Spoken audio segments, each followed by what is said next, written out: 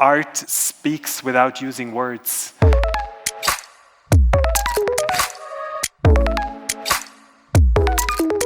Hi, good morning everyone. My name is Natanja van Dijk. I'm General Director here at the Kunsthal. A very warm welcome to this next edition of our Masterclass series. Today with Joerg Zuber in the context of our exhibition by Thierry Mugler. I see a lot of students here. I know that you come from the Willem de Kooning, from Artes, St. Joost, I think some of even from Amsterdam, from the Amsterdam Fashion Institute. And I also know that some of you are working on their presentation, so good luck with that and thank you for coming. I'm happy to see some familiar faces. Welkom Kunsthal Vrienden. And above all, I'm very honored to introduce to you Joerg Zuber, who is the creator and founding father of this amazing virtual superstar, Noonoouri. She has a great taste for fashion, but she also stands for a very beautiful, conscious lifestyle, which represents an idea of freedom, which in my idea is very much related to the ideas of Thierry Mugler. But Joerg will tell you all about it and about this amazing virtual phenomena. Thank you and welcome. Thank you. So, this is working? Yeah. So, thank you very much for having me. Thank you very much for the Kunsthal. I hope I pronounce it right, Kunsthal. Thank you very much for coming. I really appreciate that you are here. I know that you have some kind of exams or some kind of tests, so it's very good that you are here. I appreciate and I honor that. Yes, Noonoouri, maybe you have heard about her and maybe you have seen her, maybe you have got some touching points with her. I want to introduce you now her a little bit more, maybe from a different kind of perspective, and maybe to understand even more why and how I created her. Actually, everything started when I was 5 years old. My mom, she gave me money for buying a magazine, and I came back with a Vogue magazine. And she said, well, this is not really a magazine for a 5-year-old boy. I mean, like, I should maybe read Mickey Mouse or Captain Future or whatever. So I said, no, it's beautiful, it's nice. Have you seen the finish? Have you seen the photography, the beautiful hair, the skin, the perfect makeup, the dresses and everything? And so she said, well, if you like it, okay, take it, use it. And it was kind of a world for me, a kind of a Bible where I was like, traveling through. I turned the pages and I thought, oh, maybe I would do this a bit different. Then I started to sketch, like I changed the dresses of Gianni Versace, of Chanel, of Dior, and all those big names, in order to think about how would I do it and how could I create something that is a bit unique. So then I was thinking, if I create those dresses, as a boy I couldn't wear it at this time, and I always wanted to have like a doll that I can dress, that I can do the hair and makeup. But even at this time, it was not so appropriate for a little boy to play with dolls. He should rather play with cars and robots and stuff like that. But in my mind, I always were hoping to have this kind of doll. So I was dreaming of Noonoouri at this time already. Like a doll through whom I can communicate, through whom I can say what I like in fashion, what I like in beauty, what I like in lifestyle, and also raising her voice for something that really affected me from since I'm a little boy. Whenever I saw like kids, children, or animals or nature being bad treated, I always thought, I'm so little, it's so short and so few what I can do with my possibilities at this time. So I thought it might be interesting to have this kind of doll, this kind of personality that at this time would be older than me. People would listen to her when I tell her something and advise her to talk about something. So the dream of being like having something that is famous, that people listen to. So there started the dream of Noonoouri. Of course, she didn't look like she looks at the moment. I was thinking and dreaming about her. Of course, she did not look like that as she looks right now. I was like thinking about how can I do her. But for sure, she had like long hair because I love long hair. For sure she has like big eyes, for sure she would be somehow cute. So I was starting to dream about her, but she was in a constant metamorphosis. She was never like, okay, she is like that. No, maybe like this, maybe like that. So I was forming her throughout the years. So when I got a teenager, I thought, do I have to go to kind of making a kind of apprentice as a tailor, or do I go into the design direction? So I decided to go into the design direction, not to become a fashion designer for several reasons, but having always the doll in my mind. So I did a classical apprentice in a printing company, in an advertising agency. So I was there for 2 years, and still dreaming about the fashion. I always wanted to be into the fashion business, but getting there at this time was very, very difficult because a lot of big agencies were there, big leading agencies. So I was dreaming my dream, continued dreaming that dream. So after The Apprentice, I started, okay, I thought I'm not this person that can work as an employee in a company because I always wanted to do things differently. Maybe with people more talking, more working on this project, even the budget is not there, but I wanted to do it as my heart told me to do it and not finish when the deadline says, okay, now this is the deadline, this is the budget, we are over that. No, I wanted to make it perfect. I wanted to make it like, okay, now I look at it and yes, I like it. So I was still dreaming, how can I enter the fashion business, because I wanted to have Noonoouri. I was then setting up my own studio. It's called Joerg Zuber Studio, where we created 3D animation, 2D animation, classical typography, corporate design, like letterheads and all this stuff. Very classical, print. Then I thought, okay, if I want to work on fashion, if I want to work on this little doll idea that I have, I definitely have to go into the motion side in a way. So I started to think about how can I learn motion, because at this time I couldn't do it. So I started to apply for TV channels. So thank you very much. So I started to be a creative director in a TV channel where I learned by myself After Effects, 3D programs, compositing, all those things where I did not have any clue. When I applied there and they said, okay, we would love to have you, your design is quite nice, did you do anything in motion? I said, yes, I can do all of that, and I had no clue. I had no idea what it is about. So I thought, okay, now I have to sit down and work hard for that. But keeping in mind this kind of dream of Noonoouri, of this doll. So after a couple of years, I thought, okay, how can I enter the fashion business in a way? So I started to look around what kind of conventions, what kind of speeches were there out there. And I saw that there's a convention which is called the Luxury Conference, which is held by Susie Menkes. Maybe you know her. It's the woman with a squiff, this editor-in-chief of Condé Nast, meanwhile. And I saw that she is doing a conference, and this conference is about fashion, it's about luxury, it's about people we all know, like Thierry Mugler, she invites for speaking there. She invites Maria Grazia Giuri from Dior speaking there. So I thought that could be very interesting to get there. But the problem was a ticket to get there cost like $3,000. So unaffordable. So I thought, okay, let's look at the design. Well, the design did not look very well, did not look quite nice.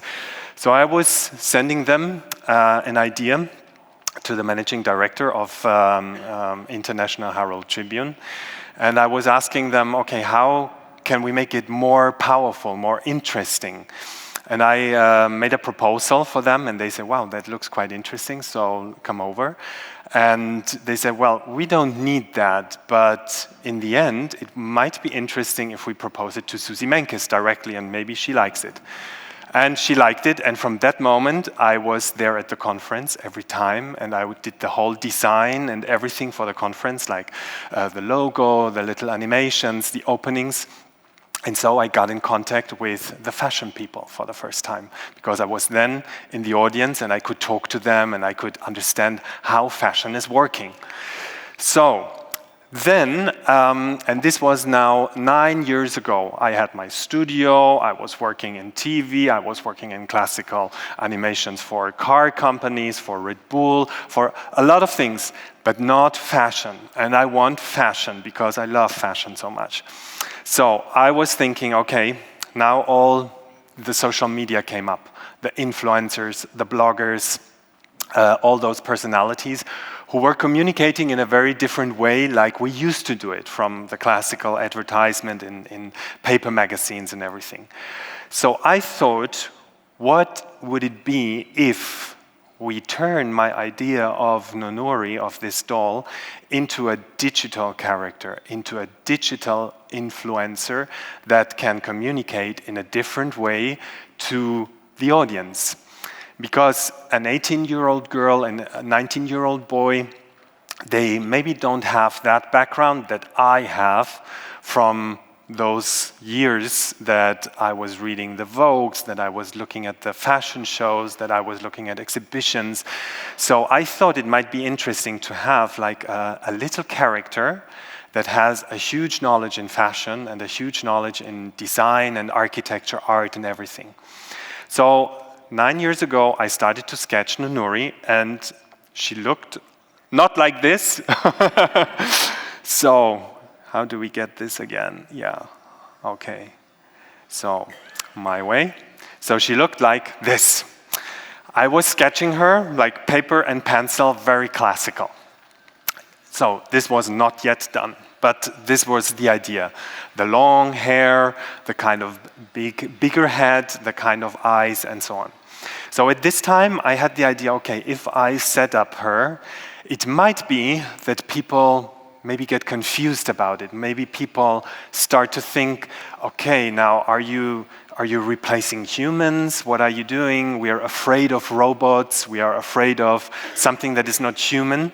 So I wanted to create something that you look at and people immediately see, okay, this is not a real person. This is something that is character-driven, that is drawn, that is not aiming to be a real human. So that's the reason why I made her head bigger, the eyes bigger. So kind of a manga inspiration. I wanted to create her smaller, so she is only 1.50 meters, so she is like smaller than a regular person, although there are, of course, also 150, but I thought in order to have like a certain kind of height. So I created her. I sketched her. I tried to do little animations around her. And from my studio, from my design studio, I knew that it might be very time-consuming and therefore also like cost-intensive to bring her to life. Because you have to imagine there is nothing. You have to define how is she blinking. Is it like this or like this or like this? You have to define everything. You have to define how is the hair going. Is the hair like this? Or is the hair like this? Or is the hair like this? How is she walking?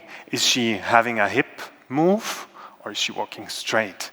Is she walking like this? Or is she walking like that? How is she standing? So you have to define everything. That needs time. So I thought at this time I cannot finance this from my own money that I had at this time. So I thought, okay, it would be maybe interesting to present this to an investor, to get some money in from an investor. So I made a nice presentation, printed, digital, with a little animation of her so that people can understand her. And then I started to present her to investors. The first one, no, we don't like it. Second, third. I had over 50 presentations at investors. And none of them wanted her. And I had, I would say, like 9 out of 10 were men, and 9 out of 10 or 8 out of 10 said she is not sexy enough.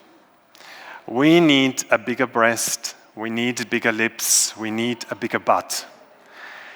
And I said, why? Because I don't want to create like a sexy doll. Yeah, but sexy, it sells, you know, people want to have that, it has to be something that is catchy and so on. I said, no, this is not the idea with her. I want her to report about a fashion show, about the Beyoncé videos, but also about how can we avoid animal cruelty, how can we support children, how can we do something for education. I want to create something more. It's not about this kind of shape. You will not be successful with that because this is not something that people want to have. The more presentations I had, and I had the presentations over 7 years. 7 years I lived with her in my mind in silence, trying to find somebody who understands my idea, who supports that idea. There were, of course, people who said, yeah, it's quite a nice idea, but we don't believe in that. But the more no's I got, the more negative and the more advices to change her I got, the stronger she grew.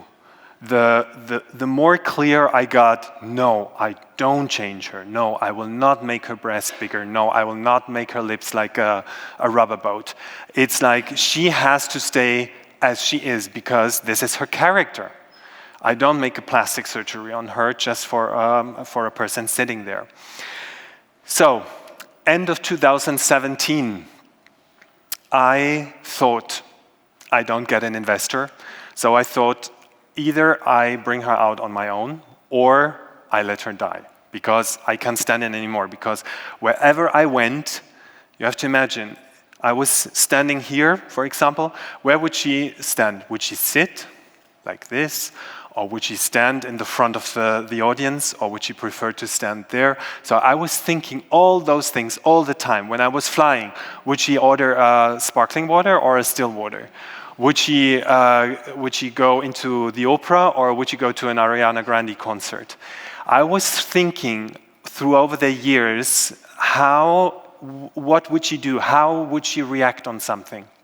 So I really formed that character. So she was so strong for me. And then at the end of 2017, I said, okay, I cannot let her die because I believe so much in her. And I brought her out by my own. So I took all my money. I was putting a division in my studio aside, and they were starting to work on her, the movements and all that stuff. So the beginning was quite funny because all the movements that you see on her, they come from me. So it's kind of me. But she is not my alter ego. She is not, I do not feel like a little girl, or I do not feel like she is me. I don't look at her and say like, okay, yes, she's me. I mean, I would love to have this kind of hair, I have to say, and let it flow in the wind. But no, it's not an alter ego. She's a different character also when I engage on her and do stuff. So I rehearsed walking in heels because we did a kind of motion capture shooting with her where I put all those little tracks dots on my body, and then I started to walk. And in the beginning, I said to the people who filmed me, I said, yes, I can do it maybe on my tiptoes, so I don't have to wear heels. They said, no, it doesn't work. It looks different, and it definitely looks different. And huge respect of all the ladies and all the people who are wearing heels. It is hard. My feet hurt a lot, but of course it looks good. So I brought her out then after lots of rehearsal, lots of work, in 1st of February 2018.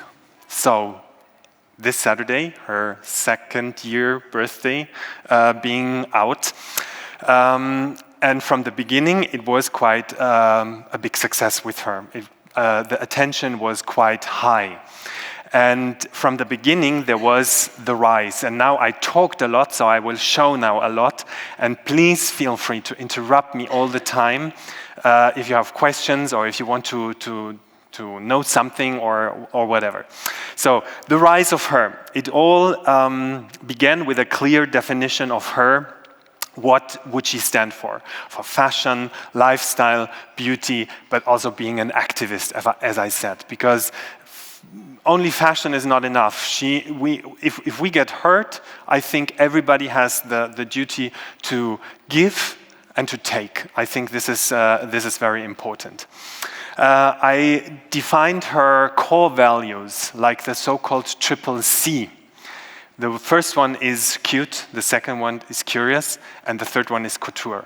Cute does mean everything what I do with her. If it's a copy, if it's a picture with her, we need to feel the cuteness.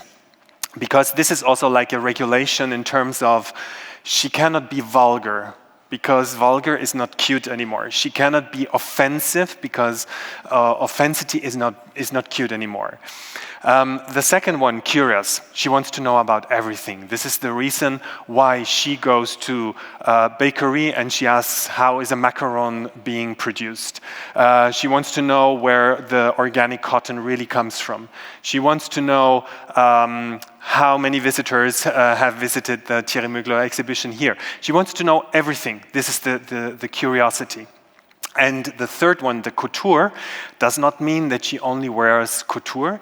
This means the quality of the posts that we do, the quality of the work that we do with her. Because after a while, maybe you can make up your mind, I will ask you how much time you guess it takes us for a still post or for an animation. Let's see what you think about that.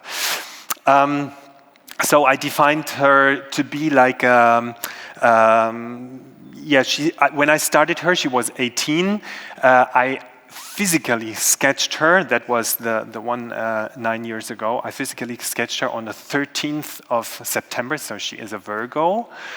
Her age grows, so she grows. So I always got asked if I will age her.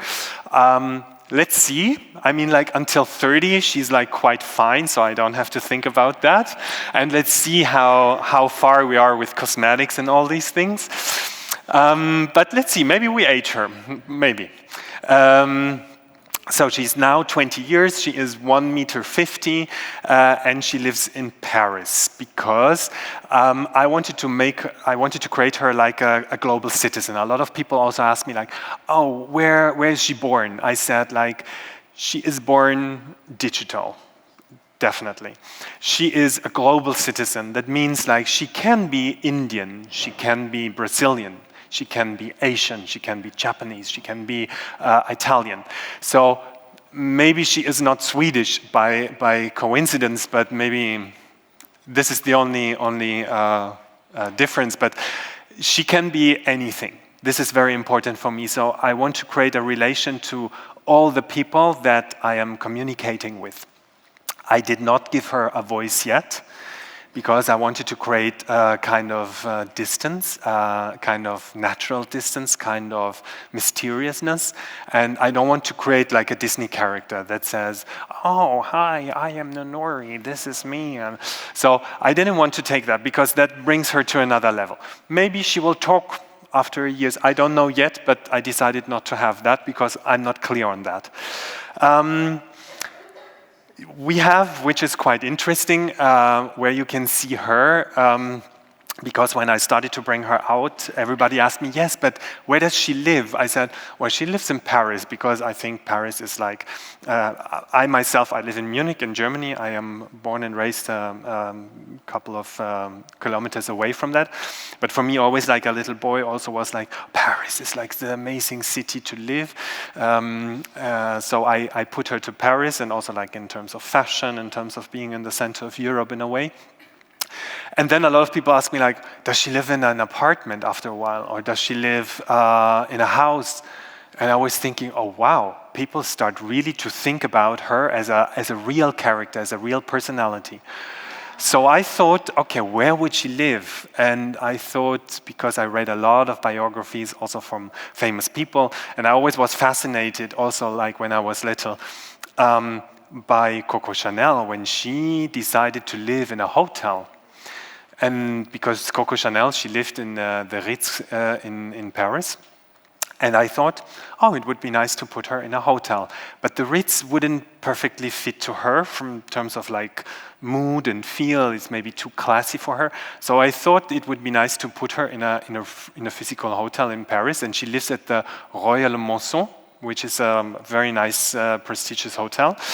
And I also there was like thinking, okay, how could we do that? Then I was writing the managing director in the marketing department there, and I said, did you ever think about hosting a virtual character in your hotel? Okay. So we made an appointment.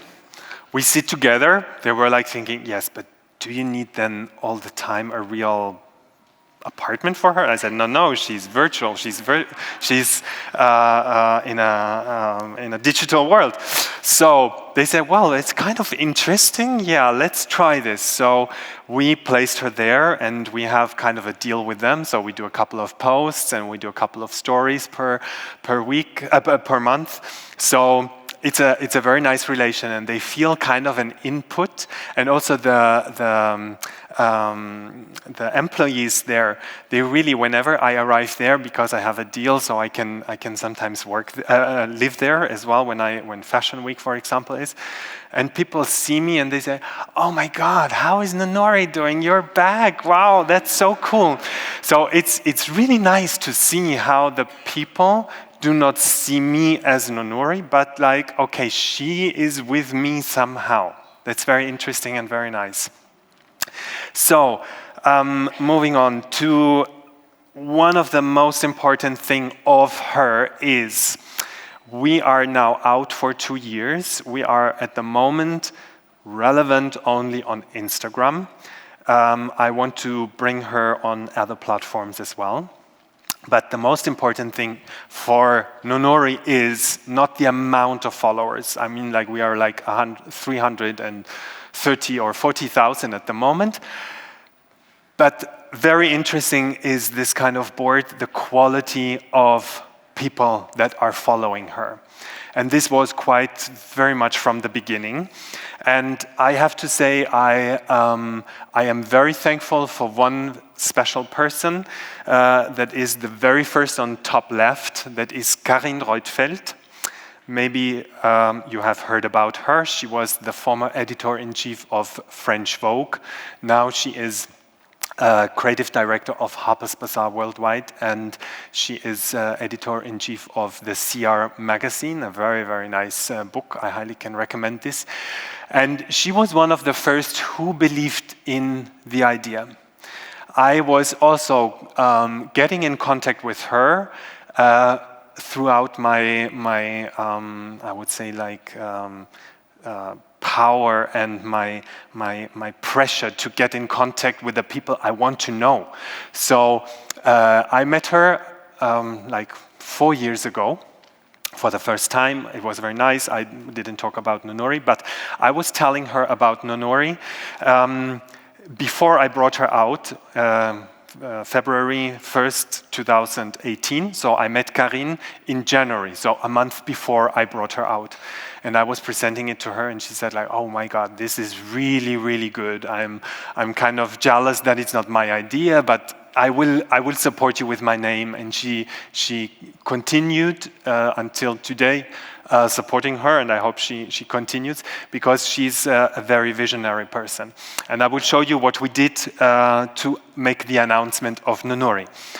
So what you see here is like really different kind of people.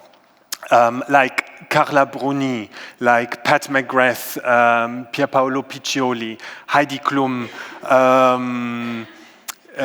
Kim Kardashian. I have to say Kim followed, but Kim now reduced only to her family and her friends, but I am very much in contact with Kim. I also have a very nice story with her.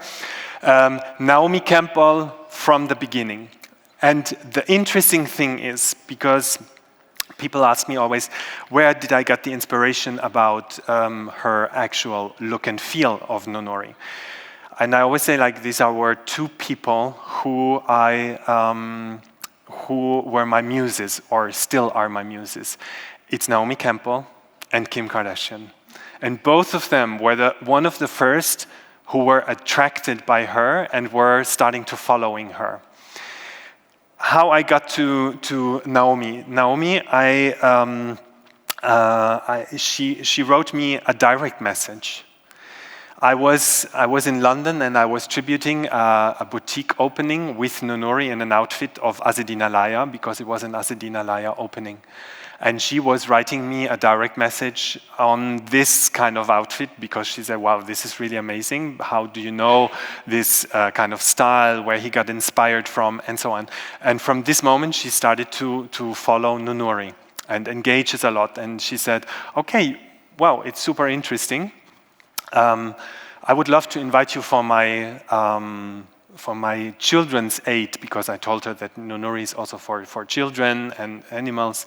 And she said, I have Fashion for Relief, which is an organization that is promoting and supporting young children all over the world, mostly in Africa, to give them a future possibility to support them in education, in forming their vision and identity. And she invited me for this event. It was in Cannes, and I remember quite well, because it was for the first time I saw Naomi. I was seeing her, and I was walking over to her, and I said, hey, Naomi, it's me. And she said, who are you? And I said, well, I am Joerg, we texted. No, don't know you. And I said, well, I'm Noonoouri. No way! You're Noonoouri! Oh my God! I thought it's like a little girl from Japan. I can't believe. So it was like really like, oh my God! Wow! Okay, now she knows me through this little doll. So that was kind of a very touching moment. And from this moment, we are really in a very nice contact all the time. And she supports a lot. For me, Naomi, why was she my muse? Because for me, she is like another worldly person, a total beauty from beginning till now. The way she communicates, the way she formed the way of catwalking, the way she was like she is in all covers and magazines. For me, she is one of the most otherworldly person on this planet. And Kim, for me, she changed the way of we are communicating. She is, for me, the face of social media. She really opened up kind of different ways of communication. I wouldn't say bad ways, but different. And now a lot of people have the opportunity to do something, to talk about something, to create something that maybe they couldn't before. So for me, this kind of power, this kind of strength, this kind of consistency and discipline was fascinating. So for me, Kim definitely was or is still a big muse. So, and these people, they engage, they watch the story, so I can reach those people through Noonoouri, which is kind of very interesting. So I told you, how did we start to introduce Noonoouri? So Karine had the idea, she said, okay, I want to be the first with her in a motion video. Because until that moment, we are still talking about 2018, February, March, April, these kind of things. So she said, I would love to have coffee or tea with Noonoouri. Okay, yes, we can do that. And then she picked a place. It was a hotel in Paris, the Plaza Athénée. And she said, I want to have exactly the place where always Christian Dior was having lunch. So I arrived as first at the Plaza Athénée, and I was entering, and the people there, they said, like, the managing director of the restaurant was there, and they said, okay, you're Joerg, nice to meet you. Today we have a big shooting here, big filming, we're very excited, so cool. And I said, yeah, I know, Karine Reutfeld is coming, and wow, we are all very excited. Yeah, but it's not about Karine, it's a new personality. And I said, yeah, it's Noonoouri. Yeah, it's Noonoouri. And we prepared here these desserts because we know she's vegan, and we did this and we did that, and we want to have selfies with her and everything. And I was looking at them and I said, yeah, but you know she's digital, right? And they said, yeah, she's digital, but she will be here and she will be sitting next to Karine and she will have coffee with her. And I said, okay, but you know she will never arrive today. This will be all done in post-production. And then they were looking at me and they said, seriously? She will not come? We prepared everything now? And I said, no, it's a digital character. And then immediately they switched to, but what kind of hair will she have? Does she have makeup on? What kind of clothes is she wearing? So I saw and immediately switch into, okay, I understand, I accept. And now I want to know, what is her character? Is she wearing a big, voluptuous dress? Or is she wearing a sleek costume? Is she having a big, bold makeup? Or is she having like something very nude? So they were super interested, so I could create an excitement without showing something. This was clear for me from the beginning when I was talking about Noonoouri. And then we did this one. Did you hear there is a new girl in town? Her name is Noonoouri. She's so cute. And of course, in that moment, as she has a lot of followers, like over, I think 1.4 or 5 or even like 6 million now. And of course, a lot of all the big celebrities, because throughout her career, she works with all celebrities. And people really like her, people really adore her. So that was kind of a big impact in terms of the quality. On the other side, Karine also, I mean, she knew me from my work before, but she also said, okay, if I put my name there, you have to be consistent. You cannot do crazy stuff. You really have to, because I put this on my account, so I'm promoting you, so be respectful. But she knew me, of course, and this is why she did it like this. So that was funny. And it was super funny that the people thought, okay, they really will come. And after that, they really were like, because at this time, it took us a lot of time to do the animation and all these things. So they were really very patient until we finished the spot, and then they really liked it. So it was very, very nice way. The current situation where we are right now, I want to show you how I built her a little bit and what I do with her at the moment. So for me, Noonoouri is fun, she is playful, she wants to embrace people, she is, yes, question? Perfect. That was actually the most difficult thing, because I wanted to have something cute as well with her. So her name, I thought about kind of a double thing. Like I like so much Coco, which of course is taken. Coco, Lala, whatever, something like this. So it was very close before we launched her. We didn't have the name. So I was at Art Basel in Miami, and there comes the relation. So thank you very much for this question. There comes the relation to art, because I was there at the art fair. I was going around and I saw an artwork, and this artwork really attracted me, and it was called Noonoo. And I thought, okay, this is a very nice name. I really like Noonoo, but maybe the cuteness is missing a bit. So I went back to the hotel, and I was looking, of course, Noonoo was taken as well on Instagram and everywhere. So I was playing with some letters and with some things around it. And then I created Noonoouri. I said, well, that's nice, that sounds good. Instagram free, check, save. Facebook, check. Snapchat, bum. That's it. So, the name comes from art. Art was like the inspiration for this, and this is also the reason why I said, okay, when your name comes from art, art inspired you, you have to give back to art, and this is the reason why I always do something for art. I know there are a lot of artists out there that I support, that I sometimes put dresses on, that I put her to an exhibition where I promote this artist, and having in mind that maybe those one or two or maybe more of those people who are following those high potentials, I would say, see something interesting, maybe they get inspired, maybe they can have or use her as a source of inspiration. So that's where the name comes from. So it comes from art. So I want to give back a lot to art. What I do with her is whenever I put her together with a celebrity, for example, I met this celebrity. I never put her together with a person I never met. I also got the offer, put her next to Nelson Mandela. I said, no, I can't, because first of all, this would be unrespectful. Second, she could never have met him. And third, just because of getting attention, it's not why I made her for. I want to be everything authentic.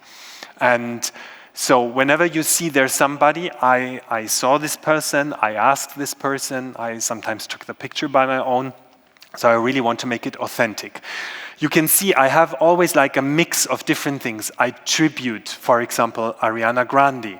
I tribute Gianni Versace, which is this one. This is a very famous campaign with Christy Turlington, with Claudia Schiffer, Nadia Auermann, Jane Seymour, and one more I forgot. So we raise our voice for important topics like fighting for the HIV. I was, funny-wise, actually 1 year ago, I was at Harvard University. So this is the Harvard Law School library, where even Disney was not allowed to take a picture with a virtual character because they said, no, we are not funny, no, we are not like, we are doing profound and good things. And after I was there, after I was having a speech there, they asked me, can we have a picture with Noonoouri in the library? And I said, are you sure? Because I had to sign, like, never take a picture anywhere, like, selling my soul, and then they asked me to take a picture. Are you really sure I can? Okay, so we took the picture there, so it was a huge honor as well. So this is kind of, as you can see, kind of fun. There will become a lot more. So as I told you that Kim Kardashian was one of the muses, the source of inspiration, I thought, okay, I have to give back and I have to tribute Kim in a way. And I thought, how can I do that? And she brought out her makeup line at this time, that was in 2018. And I was working, I had the idea of, okay, let's do first Noonoouri without makeup, and let's do a kind of makeup tutorial on her. And my guys with whom I'm working, because as you can imagine, I cannot do all by myself with Noonoouri. We first were like 3 people, now we are 5 people, 7 people. We are now 7 people at the moment working on her, because it takes very, very much time. And so we did a beauty tutorial video. So in Germany, the makeup of her is not available. So I bought it online for US, then it got stuck in the customs, so everything got delayed, and so it came to me, and then I saw it, and then I was thinking, okay, it's very easy to put it on and stuff like that, but no, it isn't, because the skin is very reactive when you put those pencils and sticks on your face. So because it's a contouring tutorial, this means like, okay, you can really like shape and contour your face in a way. And so I did it by myself to see how this really works. I have to say it really works. You can contour your face. I don't wear it today, so it's very natural, but you can do it. So, but it's so difficult, and it was a pain for all my team to do this. But we did this animation, and we also, all the music that you hear, we compose also by ourselves. I have one in my team who are two music composers. So all the music is composed as well. And this was the Kim Kardashian beauty tutorial.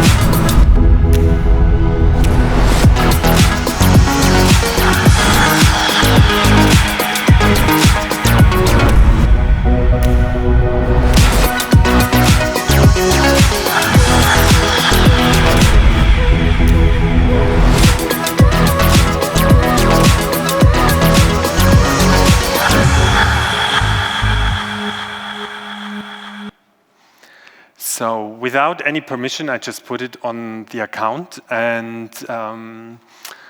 Karin was calling me, Karin Reutfeld, and she said like, "Oh, cool, you're working now with Kim." And I said, no, I don't work with Kim. I just did it in order to tribute her, in order to say like thank you in a way.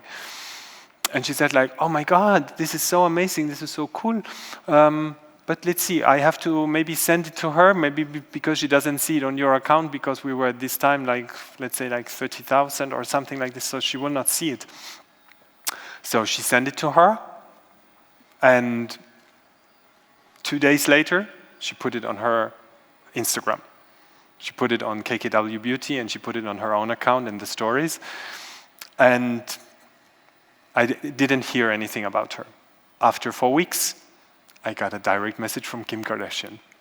She said, "Wow, you did really an amazing job. I really love what you did. Thank you so much for this beauty tutorial." So have a guess how long this takes from the idea to the final thing. 5 days, 2 weeks, 4 months, 2 months? Quite well, 2 months. That was 2 months. It was one of our first projects. Right now we are faster, but it's this kind of quality that we wanted to bring in, because I have to think about what can we do in order to make it different, in order to stand out from the regular beauty tutorials. You said before that Noonoouri was vegan. Sorry. Okay. Oh, yes. Because we're also filming Yeah. Yes, I forgot. Sorry. Yeah, so I'm not the only one in the light. That's good. Okay. You said before that Noonoouri was vegan. How do you let it come through in her lifestyle? The vegan lifestyle? Yes, it comes from that thing that I am vegan since 8 years now. So for me, it was like important that she starts with a plant-based nutrition, for example, because for me it's like very different to talk about things about how meat tastes or eggs, or because I mean I know it how it tastes, but I cannot really describe it in a very nice way. So for me it was like very clear that she's a plant-based nutrition. And I also like made her like fur-free, and maybe the next step would be like thinking about, okay, what about leather? What kind of substitutions of leather we have, if it's not plastic, or so it's not so easy to say like, okay, we are radical like this, but I say like, okay, I can be very radical in terms of the nutrition because I know it from myself. Yes, I make her vegan. Yes, I did it from the beginning. A lot of people ask me like, "Oh my God, she's digital, she's not vegan, she doesn't eat or so." But I promote a vegan lifestyle, and I also give like advices like how can you substitute dairy into like coconut milk, cashew milk, soya milk, whatever, and give some advice in this way. Yeah, and so. She was then like texting me if I ever come to LA, let's meet. She wants to meet me, and she really invited me, and I really met her. So I really was at home at Kim Kardashian and Kanye West. kind of very nice. Yeah, so, and she's a very nice person, I have to say. She's very, very ambitious, very disciplined, very friendly, and it's a very heartfelt person, very hardworking person, I have to say. Yeah, and from that moment we are like in a constant contact as well. So as you see here, also like different kind of ways how I communicate in the stills. Tribute of Björk, tribute of course Thierry Mugler. You maybe have seen that. Grace Jones, the typical pose with a microphone. Very interesting also, like this upper picture on the right side. There I got a picture from a photographer from India, because we had an editorial in India for a magazine, and they said, okay, we do not have the money, and we don't want to, because it was kind of a sustainable idea as well, we don't want to have a big team traveling for the photo shoot. So they were picking Noonoouri as a digital character, and so they gave us these pictures, and we implement her into the pictures without having lots of travel costs, lots of CO2 footprints. So it's also an interesting thing, which was not that much in my foreground when I started her, but it becomes more and more.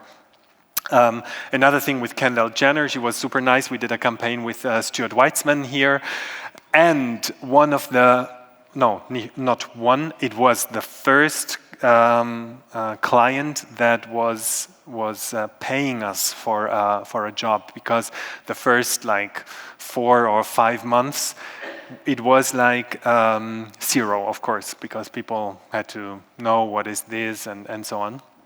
And the first paid job that we did was from Dior. And this brings me back to the luxury conference I was talking about. I was there at the luxury conference in Lisbon in 2018. So that was about in April or May. So Noonoouri was out about a couple of weeks. And I started to promote her as well there, of course, like I saw all the people and the important people and so on. And there was an evening at Christian Louboutin's home, because he has a very big relation to Portugal. And I saw there for the first time in real Maria Grazia Giuri from Dior. She was standing there, and I put Noonoouri at this time a couple of times in Dior, which in the beginning I was not sure if it matches to her, if it fits on her, because sometimes I put something on her which I feel like it doesn't fit, or maybe it doesn't work, and I feel then, oh no, it really fits her. It's like a real character. It's sometimes you have to try it on and you see, oh, nice, or no, doesn't work. So I put her a couple of things in Dior. And then I saw Maria Grazia Giuri there, so I thought to myself, now I want to go to her and I want to introduce myself, because I put her a couple of times in Dior. So I went to Maria Grazia and I said, hello, I am Joerg. You know, you have a very big fan on Instagram. And she said, well, my dear, I hope I have more than only one big fan on Instagram. And I said, yes, but a very special one. She is a digital one. And she was looking at me and she said, you mean Noonoouri, right? And I was like, my knees were like melting, and I thought like, okay, like after 3 months, Maria Grazia Giuri, the creative director of Dior, was telling me she knows Noonoouri. And I said, I cannot believe that. Yes, you put her in the jeans with the outfit of we all should be feminist. You put her in the collection. You put her in this and this. She was like really knowing it. And I was like almost crying, because it was such a huge impact on myself, that after such a long time in silence and thinking about how to change her and how to make her work, now a person like this comes and says like, wow, I really like what you did, and there's something very special. And she said, I would love to invite you for the fashion show. And I never have been to a fashion show at this point in physical, because it's very hard to get there. And now Dior, wow. And after 1 week, Dior called and they said, yes, we want to invite you for the fashion show, and we want that you, I mean Noonoouri, takes over the Instagram account of Dior for one day. And I said, no, this cannot believe.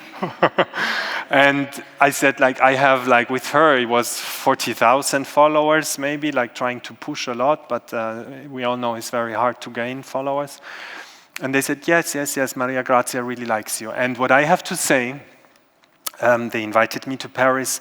We organized it very much because Noonoouri means planning. I mean, almost anything is possible, but you have to really plan, you have to really organize everything. What kind of outfit, what kind of pose, when do you want to post, think about who do you have to block, who do you have to organize, and so on. And I was there sitting in the atelier with Maria Grazia, and then a couple of people, they said, yes, and during the show, we give her the perfume, we give her this, we give her a lipstick, we give her this shoe, we give her this bag, and she said, no. She does it as she would do it, and we don't tell her how to do it. Leave this artistry with a creator. And this was for the first time because I knew from my work, from my studio that I had, that always the client says, oh yes, no, a little bit lighter, no, a little bit down, a little bit move to the left, move to the right. Blue, yes or no? Up or down, yes or no? Just give advice. And I mean, I don't have to tell the carpenter to tell him how to make the wooden table. It's like, leave the creative to the artist. We don't want to make ugly things. We all want to create good things. And this was for the first time when I saw, okay, wow, this little girl has such an impact that they really trust her.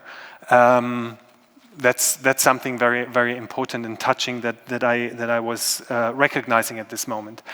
So, and then we actually did the Dior Instagram takeover, and not only for one day, they put it for 2 days because I did so many stories, and I really was like doing a very interactive stories. I pre-produced a lot, the outfits, we did a lot of point of views of her, because in the stories, you will, when you look at her stories, you will see a lot of point of views of her. That means I do not put her inside of the stories because I want to have the brand in the foreground. I want to have the service, the product in the foreground, and not her, because she is always in the second row. She is supportive. She doesn't want to be the first one in the spotlight. That's why she pushes me here. So the next one, that's a bad sound.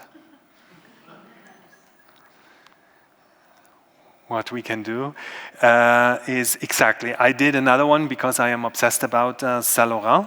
I really like their style, I really like how they do it. So I wanted to recreate one of their signature fashion shows where they showed these kind of over-knee glitter boots. I don't know if you maybe have seen them. And so I put Noonoouri in these glitter boots.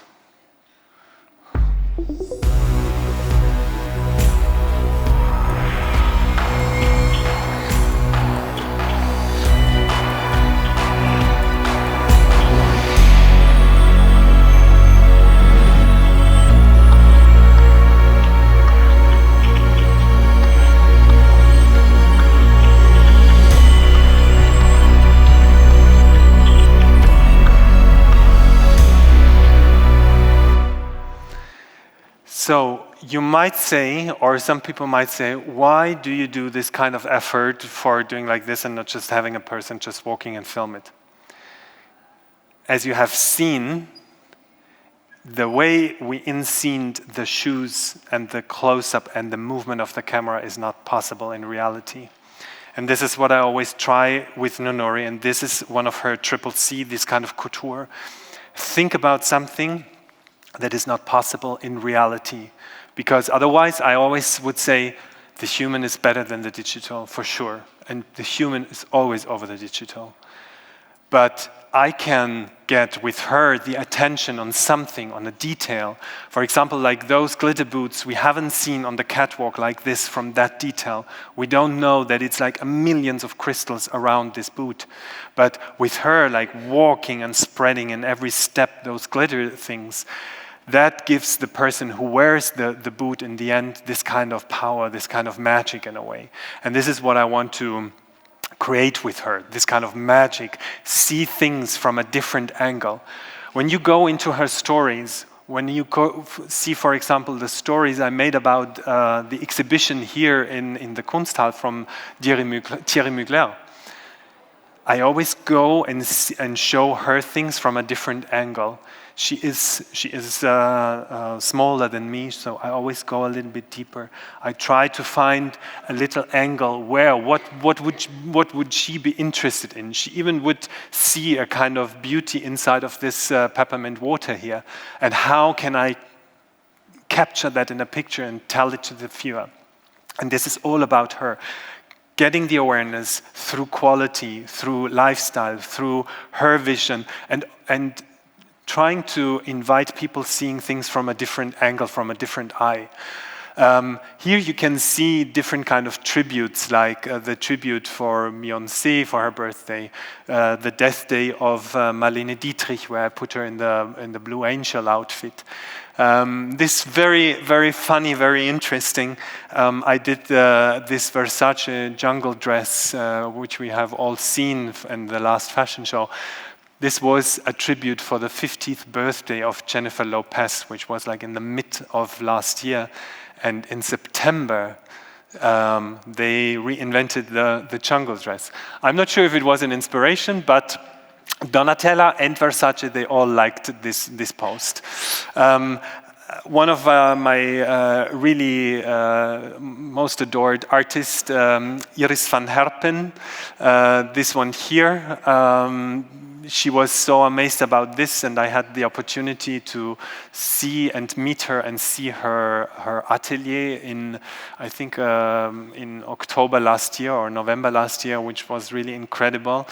And I tried to capture here, for example, something very fairy tale-ish. I was shifting, I was trying to change the proportions and the perception of this kind of moss underground. Then there was the gay month, the Pride month. So I put her in rainbow-colored hair, like being fancy, being funny. There was a rainbow. How do you say, where you cross the street in California, which I saw and I thought it might be nice to put her there. So I try to find always like making stories, making connections, and not making just her like, this is my outfit for the day, this is my outfit for the day. No, I try to make it fun, and fashion is fun, and we can make statements with fashion. The upper left is a tribute to old Chanel outfits, and the bottom left is part of a print issue that we did with Karin Reutfeld. I will come to that one later on. This one was a tribute to Gucci. I was I really liked the campaign with a futuristic kind of Flash Gordon style, so I did this.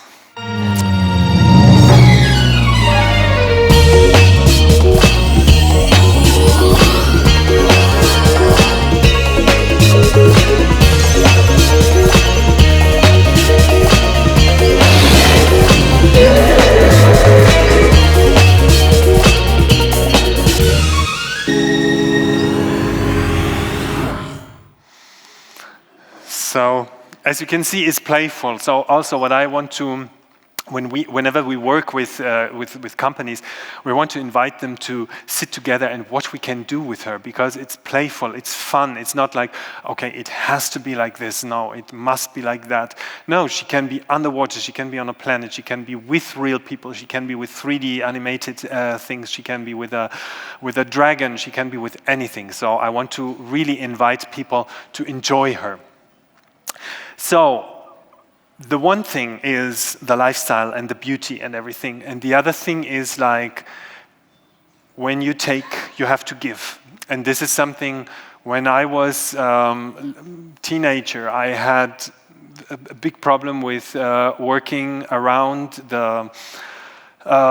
pictures of bad treated children, animals, and also with nature. It was for me always like I couldn't sleep, I couldn't get those pictures out of my head, and I think it's good not to put them out of your head, but it's important that they not affect your energy, affect your body itself, so that they do not make you weak. They should encourage you to grow and to become stronger and to help and support others. So I was, when I was very, very little, I thought, okay, if I have ever the possibility of being heard, I will raise my voice for those people. So that was for me one of the undiscussable things for Noonoouri. She will be the voice of the voiceless for animals, children, and nature. Ironically, because she has no voice, she raises the voice for them who also have no voice. They can often not be heard. And I mean, like children, of course, they have a voice, but you know, it's a metaphoric way, like children often are not heard. So I am very proud and very, very ambitious on working with a lot of companies, and those things we, of course, do all for free. We started with Lacoste working on a very nice campaign where they replaced the crocodile and replaced it with the 10 most endangered species last year,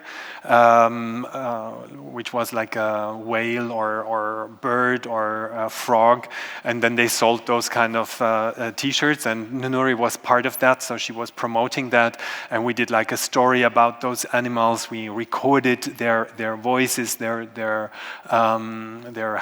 habitats, made a very nice story around it. And so we are now proud partner of IUCN, which is like the International Union for Conservation of Nature. That means that is not like, wow, sensational, Australia is burning, and tomorrow, oh, this is my outfit for the day, and nothing more of Australia. No, we constantly working on those kind of informations. There will be a next one very soon about what can we do now in Australia. We heard now it's the rain, and people maybe think, oh, perfect, the rain is there, the fires are gone, oh, everything is fine again. No, but what is left there, and how can we support, and how can we help there? This is where we work with this organization, which belongs to the WWF. And they are also the organization that brings out the most endangered species, the Red List, every year. So it's a really profound and well-researched, not a sensational company. We support Naomi Campbell's Fashion for Relief for the children. We always support some sites as well, like here, like Karmagaba, for example, which is more sensational, which has this kind of right as well to be sensational. I don't think that sensational is wrong, don't get me wrong. But sometimes we feel that a lot of influential people just jump on this kind of train to be also talk of the town, and we do not try to do that. So I create visuals. I try to avoid to create something that is bloody, that is graphic, that is making people turn their head away. What I want to do is like stay there and maybe see things in another context. So what I created here is like an artwork where you see, I'm not sure if I can, where you see here some kind of marks in green where the tiger was, and in yellow where it is left. So I try to be a message inside of an artwork, and I try to make a connection between the artwork and the caption, so that people understand that, and maybe people share that because they say, oh, it's a nice artwork, but it has also like a meaning. So this is what I always try to do with her. I also try to encourage people to evaluate when they have to travel, because I think it's not possible to stop like everything from one day to the other day. It's not possible that we all get vegan from one day to the other day. So it's like an evolution. What I try to do with Noonoouri is, if a woman or a man with a fur would walk in, I would not say, ugly man, ugly woman, don't wear fur. I would rather say, rethink, do you really need the fur? Think about for a moment, how do the animals live until this fur is done, and those things. So it's more like embracing, it's more like trying to give an advice, trying to be very sensitive, not a revolution. I try to be more as an evolution. Also, I try to remind people, okay, if you travel a lot, at least try to make your eco footprint evaluated by buying trees, by supporting nature reserves. I also support this Norma Plastico, which is also a very interesting site about the plastic, how to avoid plastic. And I don't just say like, okay, stop plastic. No, I really go for, let's say, like when I travel, I make pictures. Okay, you get salt in the airplane in plastic. You get the toothbrush in plastic. The toothbrush itself is plastic. So rethinking about things, can this plastic be avoided by wood? So I show nice, interesting solutions how we can rethink. The plastic of the salt does not have to be in plastic, it can be also in a paper thing. Other companies have it, or like when I go with an airline that has still a lot of meat and fish, which I don't think is wrong, so I don't accuse anybody who's eating that, but maybe rethink how many meat and how many fish sandwiches got thrown away by not being eaten in the plane. So for example, like Virgin Atlantic in economy class, they don't have, they are only vegetarian. They don't have meat and fish, and nobody's complaining. So I think there are little things what we can do. Another thing where I'm very proud of, I will show that in the end. This is the one where she's like here in Africa. I have been in Kenya for 1 week, like working on a women's project there. I will come to that later. We support UNICEF, where she goes, where she talks about in the stories. I always make like information. When did the organization, for example, got founded? By whom? What are they doing? How can we support those things? So is a lot of research what I do with her. The interesting thing in Noonoouri is also that she got a lot of reposts whenever we work for somebody, and obviously we do not get paid every post, although I have to put #advertisement, but it's a German, for me, understandable law, so I have to put it everywhere when I mention any kind of brand. But unfortunately, we don't get paid for that. So she gets reposted by a lot of companies, which is of course amazing, because she gives a different kind of approach to their accounts as well. I'm very proud also that she is not only digital, so that we brought her into the analog way. As I told you in the beginning, so all the things what I did in the past and what I told you has this kind of reason that comes all into her. Like these are all print magazines, printing papers, and there she got like, I think 7 or 8 covers already, cover editorials, where we really get printed on the cover, where we really have some editorials inside of it. The very first was Madame Figaro on the upper left side, which was during Fashion Week, let me say 2018, in September 2018. And I was crying when I got the first interview for that. I tell you this because I couldn't imagine that I got interviewed by this dream. I mean, you have to imagine like living with her 7 years with a kid, with a baby, whatever. Maybe it's not right to lift her on the same level as a real kid, but kind of a dream. Let's call it dream. And then you got an interview with Madame Figaro, which is such a prestigious magazine, and they ask you how it came and how this and how that, and they want to report about that. And then you got this styling, then you get this photo shoot with Karin Reutfeld, because we said like, okay, as Karin was one of the first supporters, we have to make her like in the style of Karin, so we did this kind of hairstyle and everything.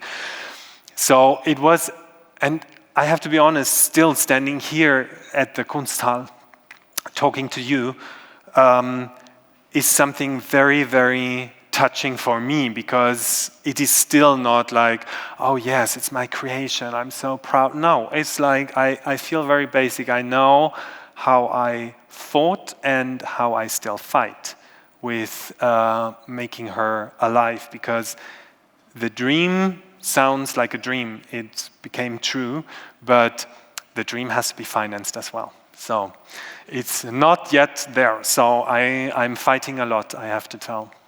So as you can see here, this is like the editorial. I put them just to see how this works. Ideally, whatever we do is we have kind of because here it becomes very much onto the fashion. So what we try in a photo shoot like this, which is like for a paper magazine and not like only a small size for Instagram or other social media, we work here with a kind of a stand-in. So that can be any one of you. Putting the clothes on and going into this kind of position. And it's not about having the real person there.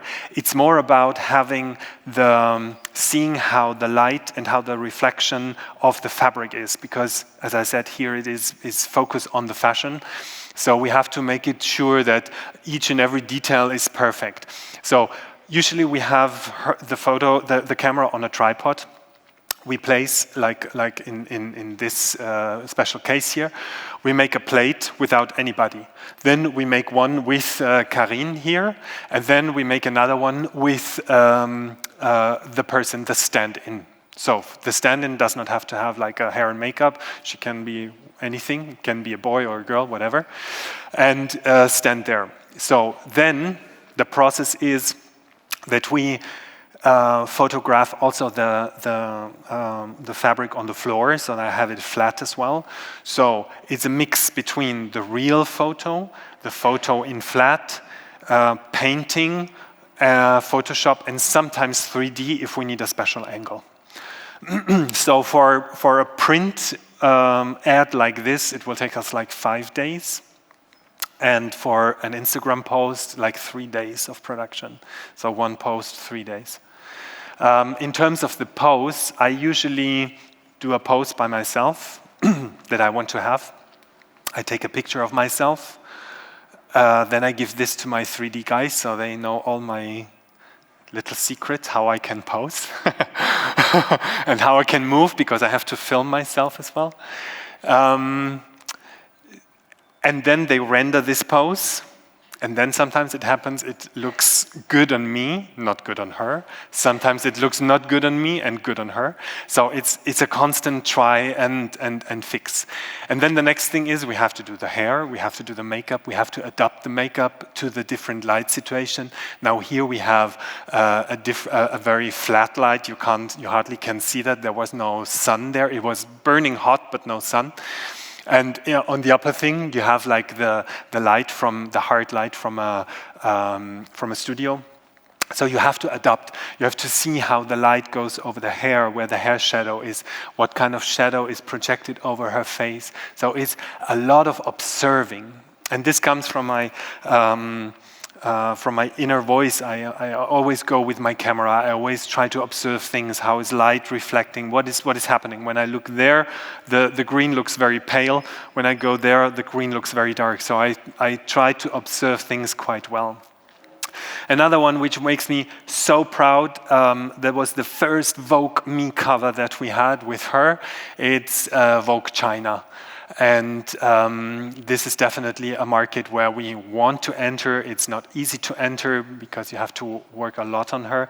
But the editor-in-chief, Angelika Jung, an amazing person, an amazing visionary thinking person, was supporting here and had the idea of bringing her on the cover and inside. And we also did 2 spots, which I want to show you now.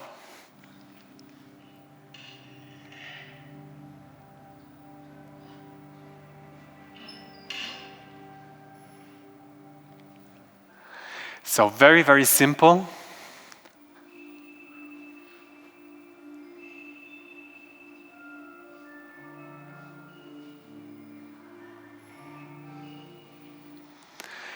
So, and here it's similar. We have to film it once a plane, once with a man only, and once with a stand-in for the motion. Usually I do the stand-in because I know exactly how she moves and how she's doing her head and everything. In this case, we couldn't travel to China, so we were consulting them to do it, and they really did a great job on that. Otherwise, it would not have been so good. And it's very simple. It's very calm. It's not like loud. It's very much respecting their tradition. And here, for example, I didn't do anything on the creative direction. I said, okay, we want to enter the Chinese market. You have to tell us what is the proper way. What kind of outfit does she wear? They sent us a couple of options. We said, okay, this is good. This might be working. And so, as you can see, Noonoouri is not only just like, okay, I am the star, I want to have it like this, it has to be like that.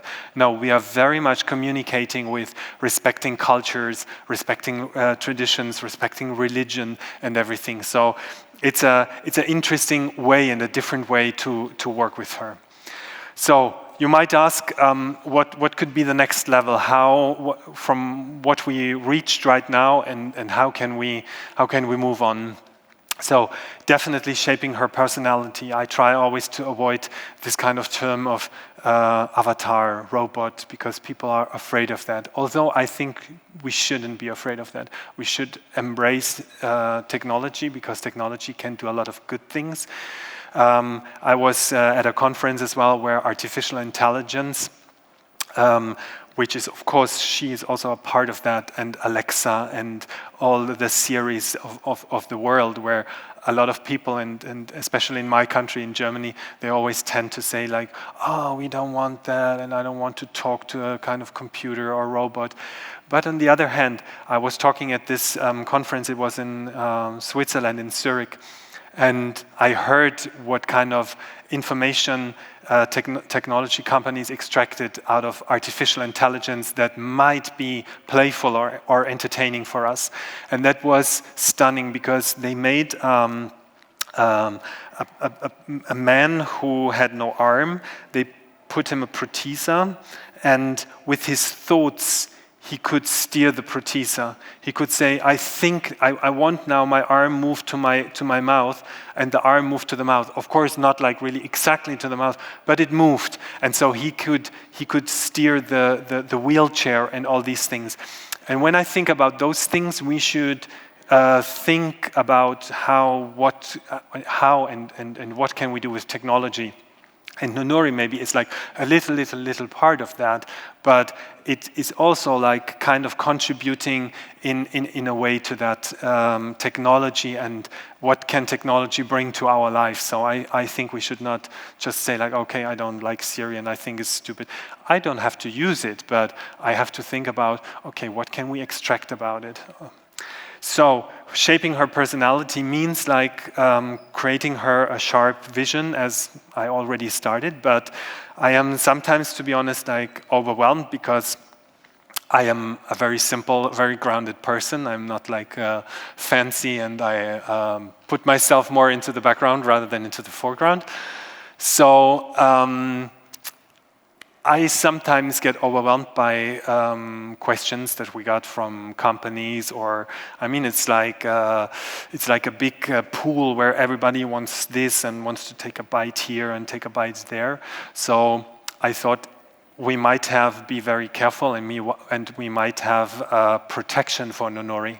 And I was very proud that end of last year, a couple of model agencies, like really human model agencies, addressed to me, and they asked me, can we represent Noonoouri? And I was like, wow, that's kind of a next step, being represented by a real model agency. And we signed with IMG.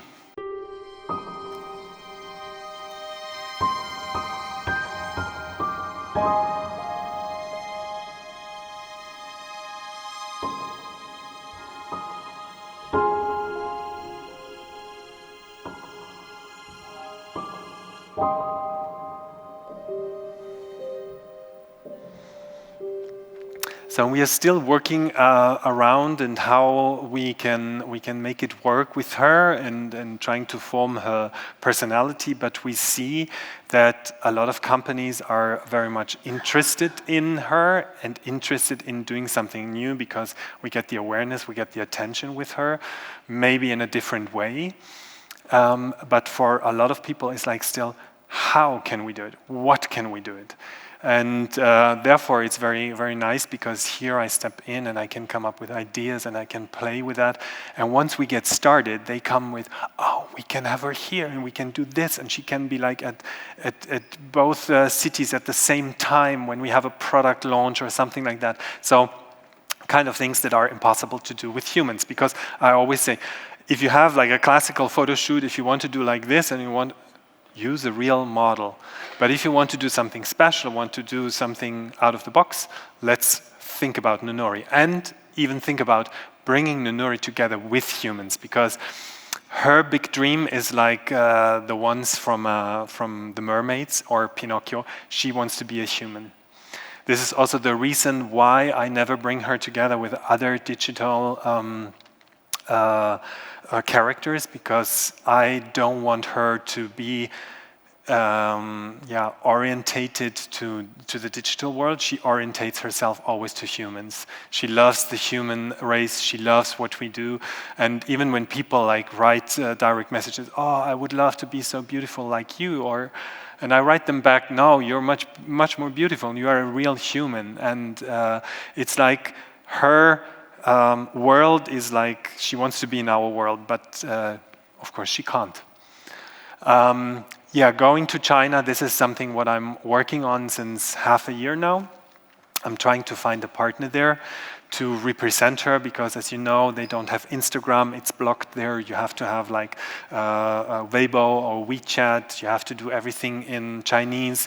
You have to understand the culture. I mean, we even don't know a lot of names there which are very famous there, and shame that we don't know them, or even cities or whatever, because it's such a huge country, such a huge opportunity. But I think it's a very important market for the future. Not only for making money, but also like educating them, bringing them our culture, bringing their culture to us, because I think there's still a lot of barriers. So there's another spot which I want to show that I really like.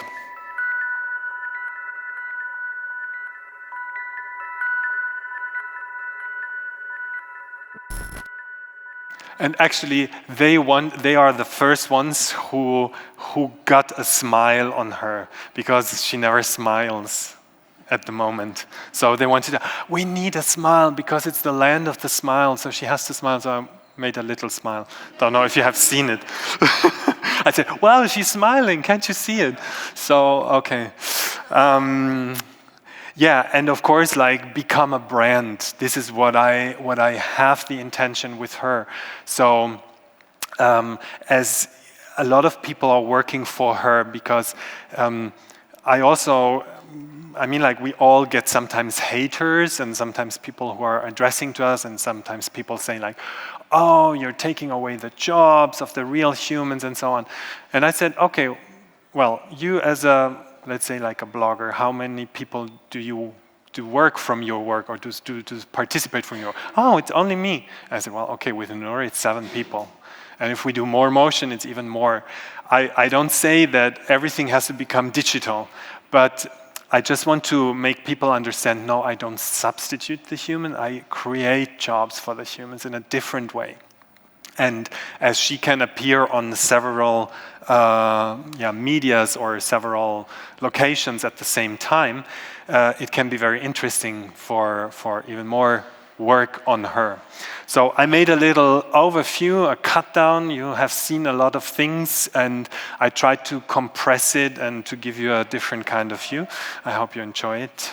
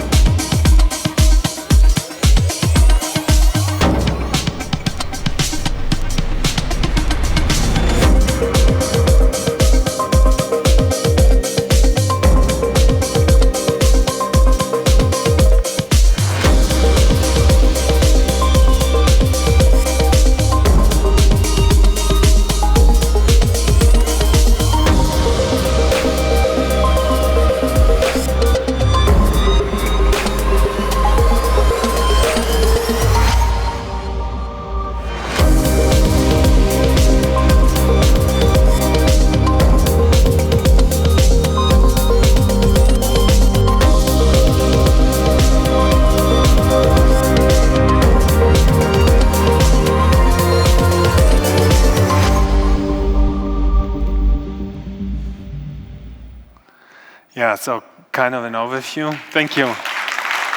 Thank you. And there you have also seen the wonderful dress of the Thierry Mugler exhibition, the one with the single pieces. I'm not sure if it's the insect collection or the reptile collection, but I think it's the insect collection. And the funny thing here was when we have been here for the premiere here, I was so nervous and so excited because Thierry Mugler, I was like looking at him for a very, very long time and watching his style and his vision, and I feel like it's kind of I mean, it's important, but this person from the beginning of his career, of his lifetime, he was like living inclusivity and diversity, and he had gays, lesbians, black, white, whatever we are, color, whatever kind of religion we are, he had it in his DNA. And whenever I did something in my life, I never need a checklist. Okay, do I have this? Yes. Do I have this represented?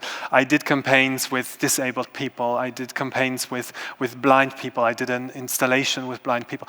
So for me, it's like, this is something natural. I think when I have to tell people, yes, do you know, I am gay. Why do I have to say that? Do you tell me, well, I have to say, I am straight.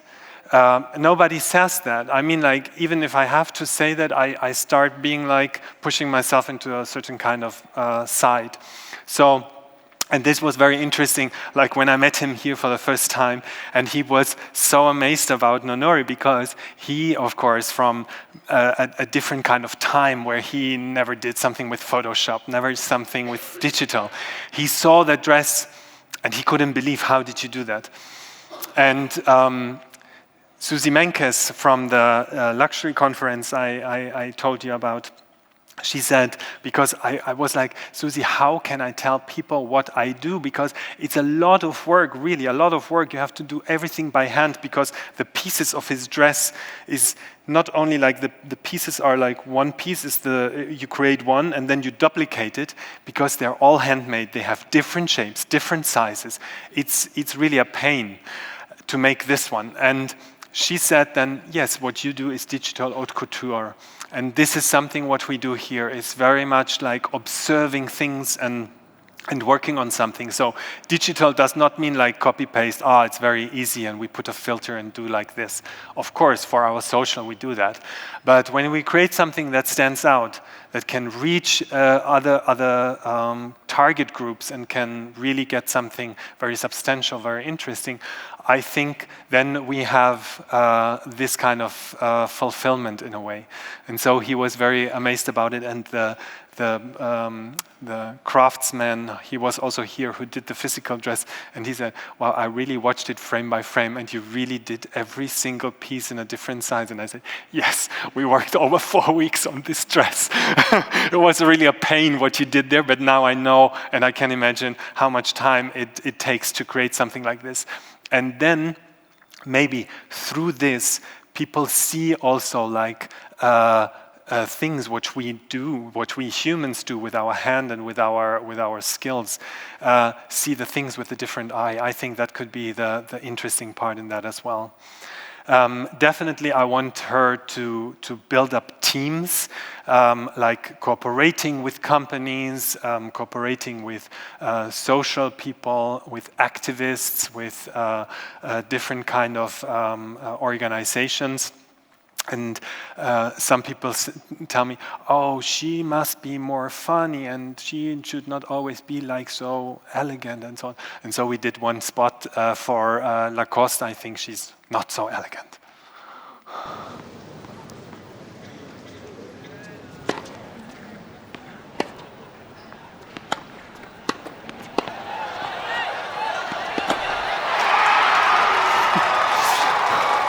So there was a little teaser for the Roland Garros, for the French Open last year, and we got a lot of views for that. And so we try not to emphasize too much the clothes. It's more about her and about the creation. What is the event about? And even if you don't have an idea how tennis and how the rules are, you can be very fascinated by the art of doing sports, by the art of something. And also here, the human mankind, the human race is in the foreground. It's just visualized and attention-grabbing through her. Yeah, and then of course we want to bring her closer to reality, like maybe people feel her even more funny and trying to do some things with her. And so I edited with the existing spots. Most of them you already have seen. I was jumping on the Dolly Parton challenge.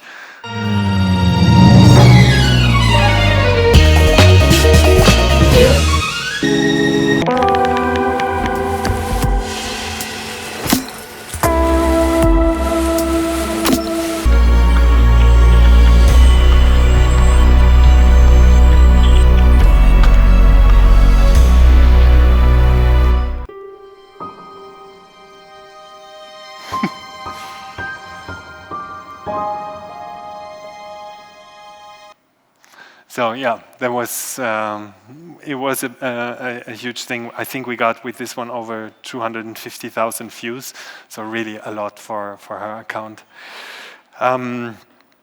So important, replacing humans. This is a very important thing for me. She should never replace them.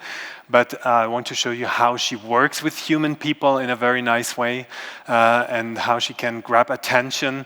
And like Kendall Jenner we saw here at the Kunsthal, of course, also something like we were just chatting about that. We all would love to wear those beautiful dresses, those beautiful outfits. We can't, we are not allowed to. She can wear anything. We did also for the Pitti Uomo, which is in Florence, the big fashion for men twice a year.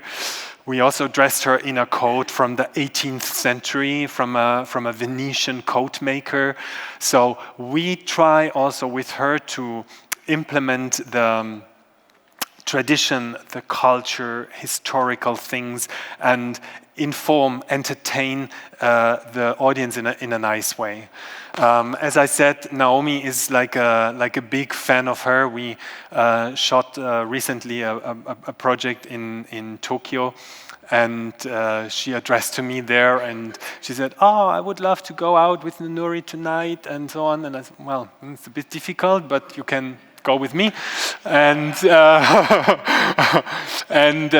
yeah, she said, oh, well, I will text you. And I said, well, of course, yeah, you will never text. So, but she did. She texted me and she said, oh, let's go out. And then I was like really partying with Naomi in Tokyo from 11 at night until 5 o'clock in the morning. And I had to say, Naomi, we have to stop now because I have to catch my flight, because my flight was at 8 o'clock and at 5 we were still dancing.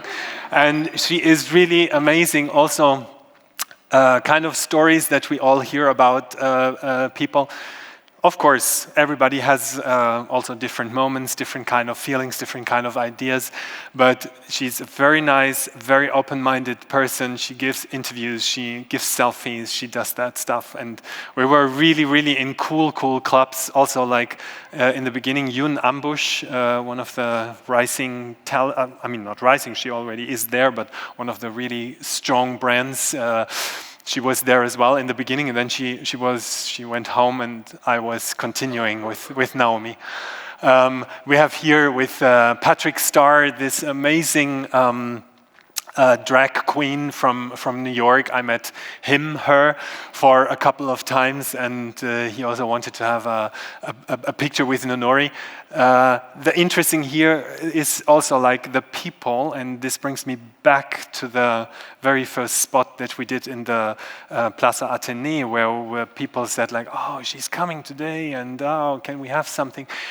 The interesting thing is, as we are used to get everything instant, I take a picture, I take a selfie, we can see it, yes, oh no, darker, brighter, da-da-da-dum. We are so used to that and post it, so it can be spread immediately, which is good.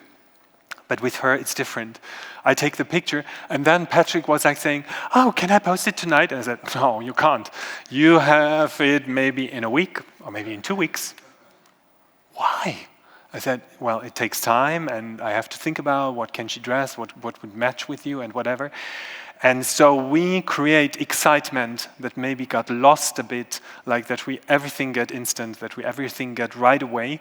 So she creates, although she's digital, she creates excitement because it takes time to make her work. Then I do something where I surprise people. I am this was a store, a collection of the grunge collection from Marc Jacobs. There was Gigi Hadid, and I was taking pictures, and nobody thought, of course, like I would integrate Noonoouri inside of it. And the next day they saw it, and they said, oh my God, Noonoouri, funny.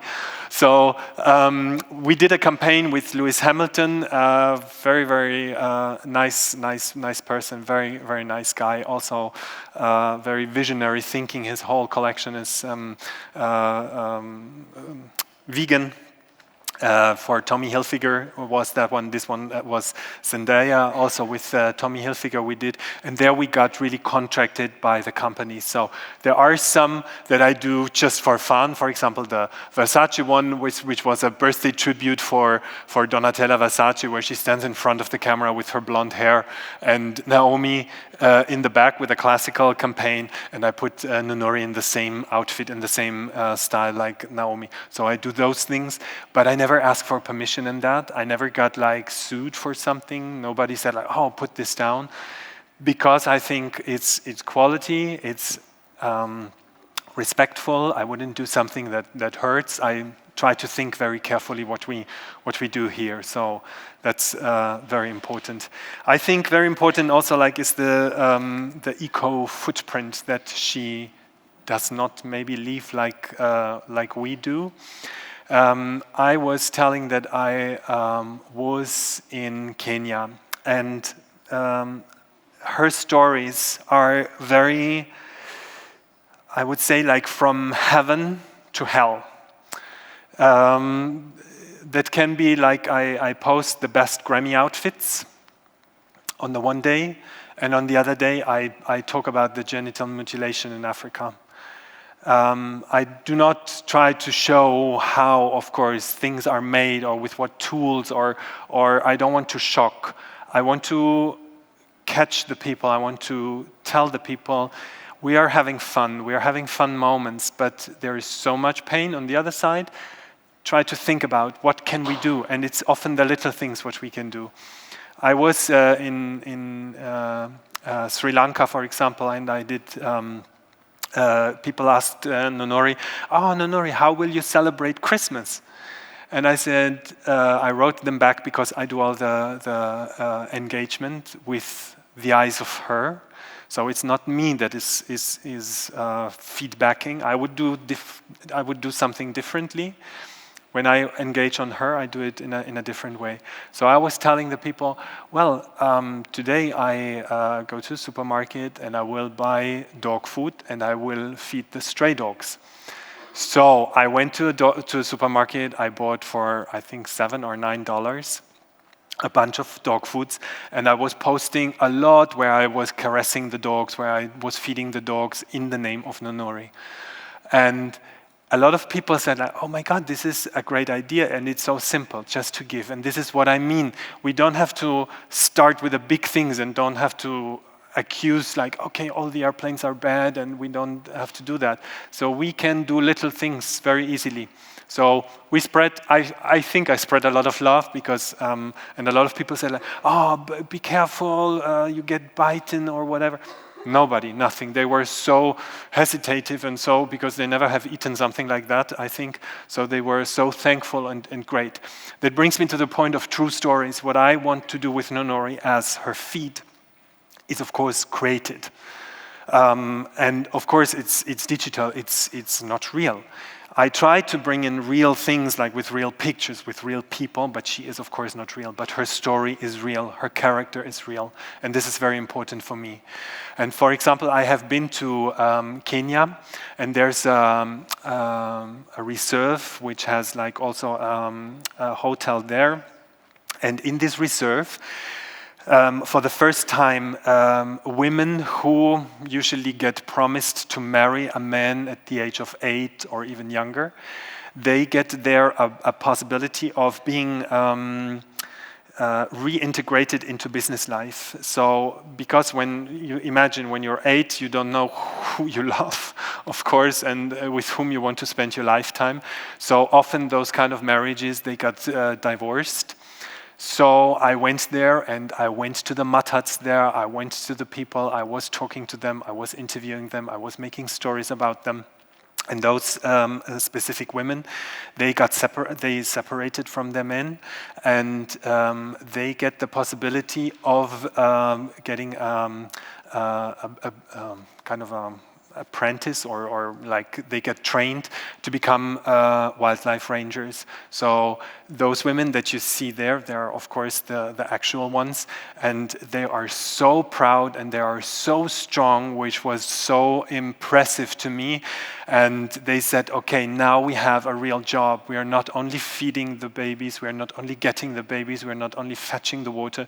No, we have a duty. We stand up in the morning, we have our organization, and we can really earn money for our children, because of course they have children, and give them an education.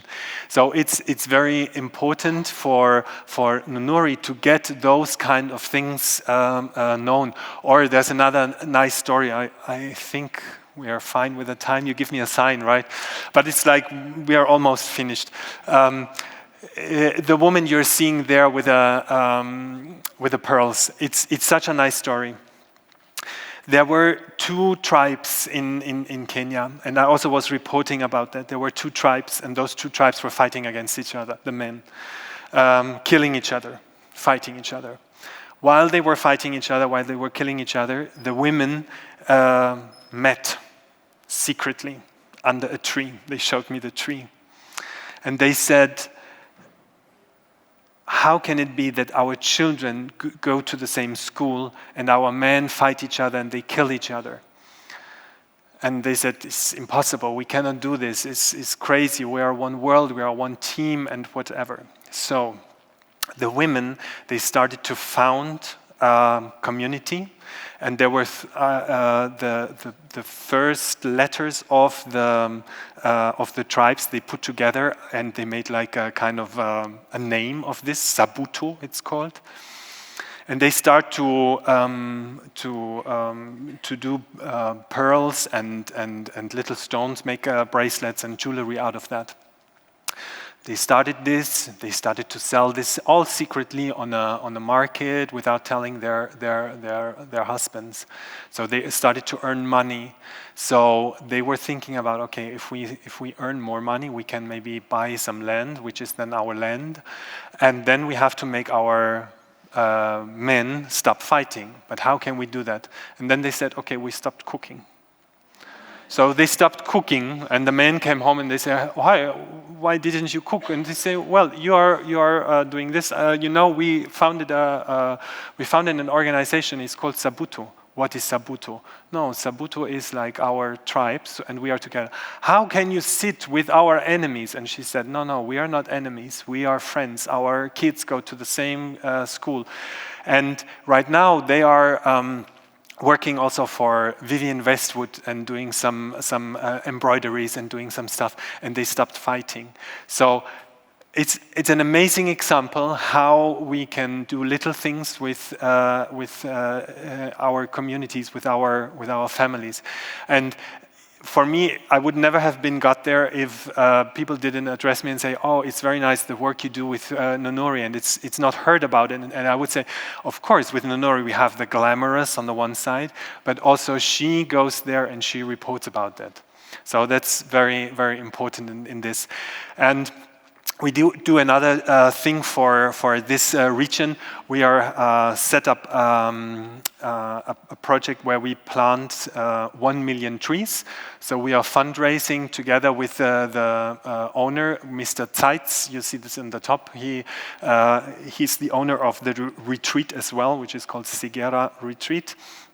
And he installed this project, and we are part of this project, trying to help and support. So you can buy for $1, it's like 1 tree, and we want to plant this in the middle of the year, and hopefully Noonoouri gets there and plants the tree.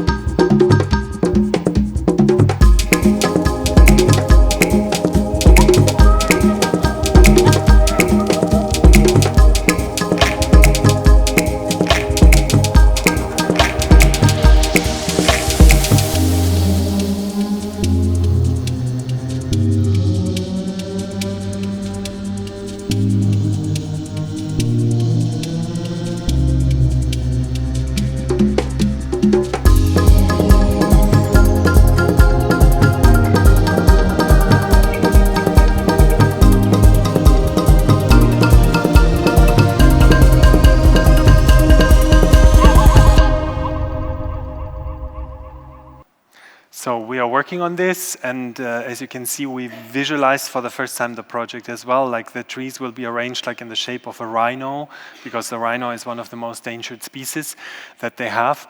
So these are the things we are working on. This is where we raise our voice, and this leads me to the end of my presentation. And this is for.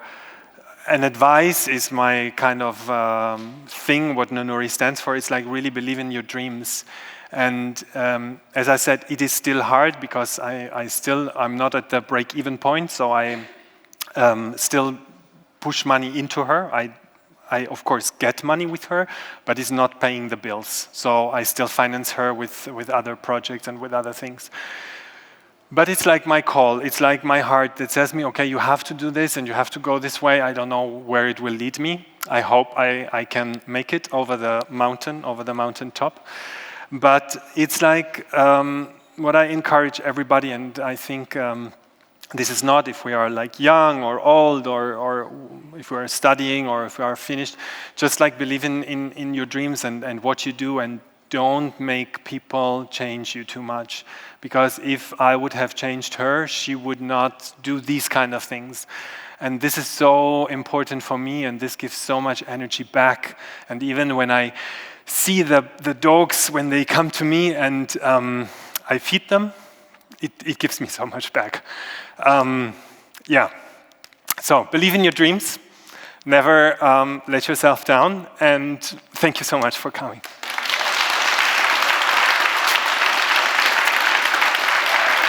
Thank you. Wow, thank you so much. If you have any questions? You can step to the mic, say your name, and ask your question. You're welcome. Yes, feel free to ask anything. Maybe if she has a boyfriend or not, or a girlfriend or not. At the moment, no, she hasn't. But if she has a girl or a boyfriend, it will be a real human for sure. Hi, my name is Ellen, and I have two small questions. One, how difficult is it to keep in mind what you feel like the vegan part and the fur part, and say Yves Saint Laurent still uses fur and you do a commercial? How do you weigh that? And the other thing is, you tell us about your drawings and how much time it takes to make an art piece or a costume. Wouldn't you like to design your own clothes for her instead of using Versace or something? Thank you. Thank you for the question. Coming back to the first question is, of course, I see that companies still use fur and things like that, but I believe that we can educate and make them rethink in a very embracing way. Like as we see it, for example, like Versace, like Gucci, like Burberry, they stopped to use fur. And I think it's more like, okay, when we do something, even if we work for a company and they would sell fur, I always say like, no, she will not wear the fur because we are not supporting this. So what I try to encourage them is like, rethink about it, and I try to be more the seed inside of something and coming with a plant out of that and growing out of that and making them rethink about something rather than going just like, okay, I would never work with you, and like, is this kind of, do I embrace the enemy or do I go away? And I learned that a lot because I did martial arts, Taekwondo, when I was a teenager. And it's a defending martial arts. So you would never start a fight. You try to defend yourself, and you're always stronger than the other because you take up the energy of the others, because you get into the other. You embrace your enemy. This is what I'm saying. And this means you're always stronger, because even if you only have like 1% of energy, you take his energy plus the 1% and you're stronger. And this is the same when I go into a meeting, and in the meeting there is somebody who's like very aggressive addressing to me. I try to be very embraceful. I try to tell his name. I try to ask him. Coming back to the question, I definitely know this fact. I definitely know that we are using fur, that we are using leather. I know that I am using leather as well, like I have a leather belt or leather shoes. So it has to be rethought. As I said, when we think about, okay, what is vegan leather? Yes, wow, vegan leather sounds great, but maybe it's plastic. Maybe it's plastic polluted. Maybe it cannot be recycled at the end. So we have to rethink about everything. But I rather embrace those people, and I rather would say like, okay, also like with cosmetics, it's very nice to have that, but do you need all that package around it? Have we rethought about that?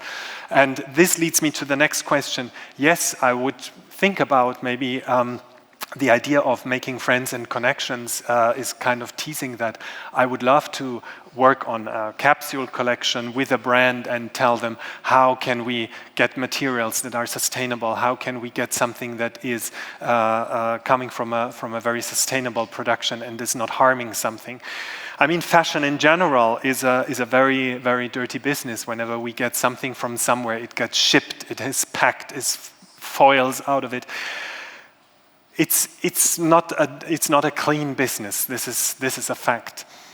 On the other side, we can express a lot through fashion, and we can move a lot through fashion. And I think there's a lot of rethinkings going on, and I rather prefer to help them to get into new kind of technologies, into new kind of ways of rethinking, like, okay, maybe we can give those women in Kenya recycled crystals from old dresses, like from Swarovski. And I prefer to go to Swarovski and say to them, you do such great things, but you must have millions of recycled crystals.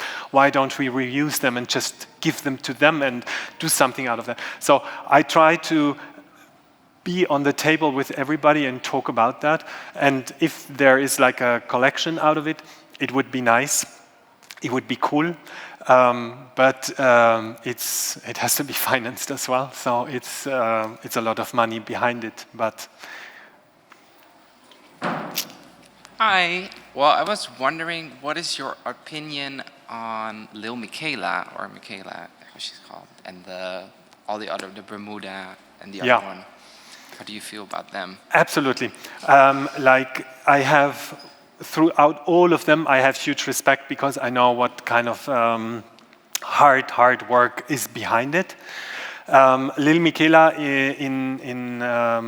as a specific person, I think she's a great personality. I mean, I think she was one of the first. I think she's already a couple of years there. She has a huge followership.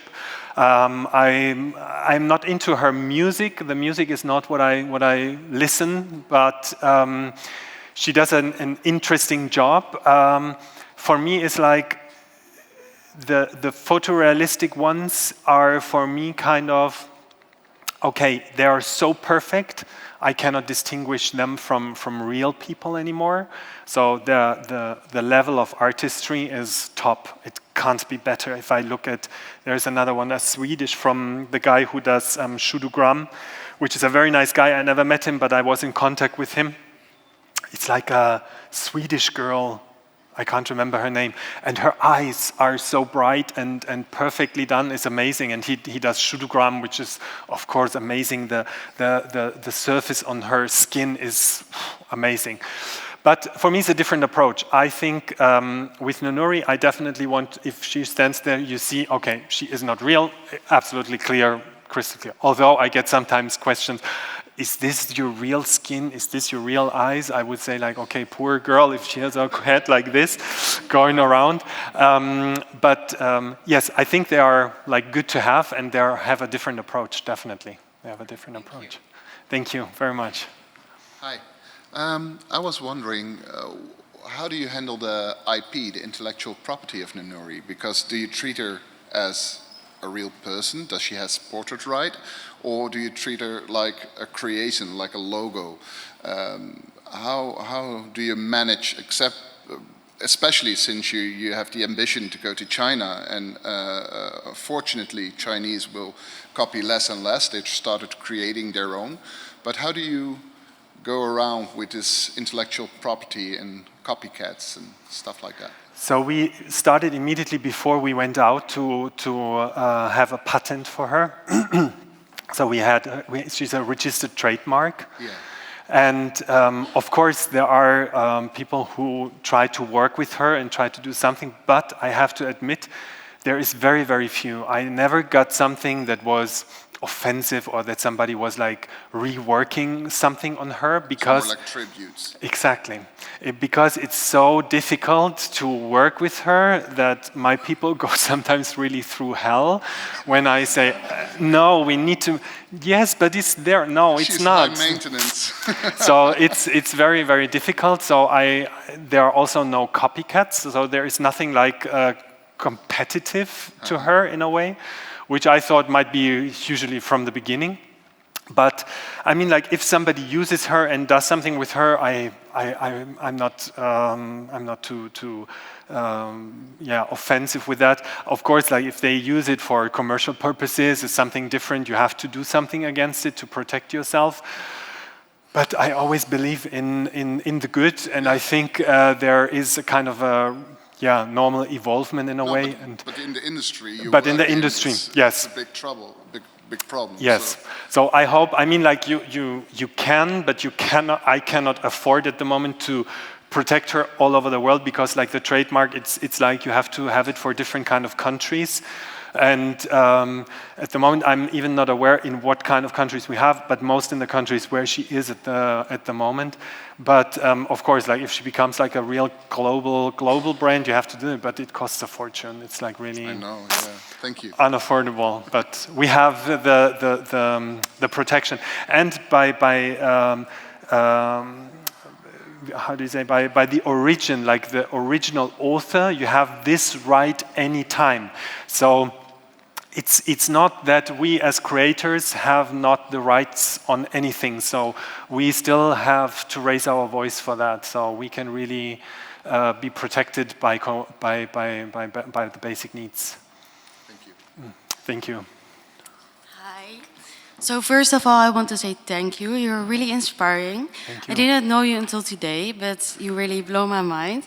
But what I wanted to ask is, besides to believe in your dreams, what is like important to realize your dreams? For example, like networking, because you know a lot of, like, you know, important people. So what is your advice to do in that kind of thing? So the real important things is like really to get the awareness, of course, like to reach like a wider audience, but most important to make understand. I wish I could tell this, what I did today, to a lot of people, because sometimes people just, as we go through Instagram, and I don't judge it, we go through, oh, nice, no, I don't like, I like. We don't take sometimes the time to look at something, and this is what I worship in print and in art, because art speaks without using words.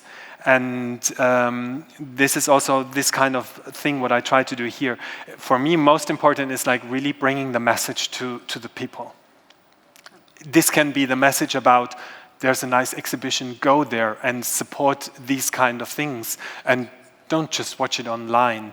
And go to the concert. Also, when I go to concerts and I report about it, I either show them without sound, or I show them black and white only, or I show them very teasing in a way, because I say the concert of Beyoncé, let's say, was so amazing, but go there by your own. Support the artist and go there and really experience it. Or when you go to a theater or opera, I don't want to show like, oh, okay, I have seen it. No, I really want to encourage the people to go back to basics and read a book, smell a magazine, go to an exhibition, show an artist and tribute the artist, and do it on social media. Use social media. I think social media is perfect. I think is a gift, but we have to use that gift in a very proper and a good way. Thank you. Thank you very much. I am wondering, how do you plan and schedule everything? Because you say you're working with a team of 7 people. I can realize that it's quite a lot of work. And how do you schedule it, like, for example, next month, February, or the whole year? I have like, usually I have like a month in advance. Yeah. So this is scheduled first, what kind of events are happening. That can be the Super Bowl, that can be a fashion week, that can be a new exhibition, that can be a premiere. So I mark those points. Then I go through what kind of special dates we have. The World Cancer Day, where I remind the people, okay, when did you do the last cancer regulation, checkup, the day of the milk, where I say to the people, okay, have you ever tried coconut milk? Have you ever tried this milk? Do you know where dairy comes from? And so on. So these kind of like are my highlights, my topics. And then when we have like paid jobs, I mark them as well. And so I create, sometimes I have to shift, for example, like this Dolly Parton thing. I want to jump on this. Sometimes I can, sometimes I can't, due to timing and production. But it's like this kind of schedule. And then I look what kind of look and feel do we want to represent, what kind of outfits do we want to have. So it's a lot of work. Sometimes it gets shifted, but it's like very disciplined. Like it's a real, very formal calendar where I go through, and sometimes it gets shifted, of course, or something comes in addition, which is of course a great thing to do, but takes time. So it's a lot of planning, and this happens beside, of course, the engagement, beside the feedbacks, beside the acquisition for people, for new clients. So my days is really like 7 days, 24/7. Wow. Yeah. Interesting. It's like really, I never stop. It's like I can't at the moment. No, it's like, because when you dream so long, and when you think about so long and so strongly on something, and And then you feel, okay, there is a wave that carries you a bit. You cannot say, okay, I jump off the boat. You just have to do it. A lot of people say, why don't you go for a vacation or do this or do that? I say, well, it's like when you work so long on something, you can't just leave it there. And she gives back to me as well. Of course, sometimes I would say, it would be nice to go this and go that. And my people yesterday, they told me, go bed too early yesterday night, go bed too early, you have to look good on stage. And I said, yes, but I can't, it's not ready yet. So I went to bed, I think 4 o'clock or something like this. But it's like that. So planning is very important. Planning, discipline, love, and passion. These 3 things. Everything what I do is about that. If I have an invitation at my home, at my place, I love what I cook. I do it for passion, and I do discipline because when they come at 8, it has to be ready at 8. Don't ever stop, but do go to bed early. Okay. Thank you so much for this amazing and very inspiring talk. Thank you very much for having doing me. the work that you're doing. Thank you so much, really. Thank you. Thank you. And I think we do a selfie, right? Thank you very much.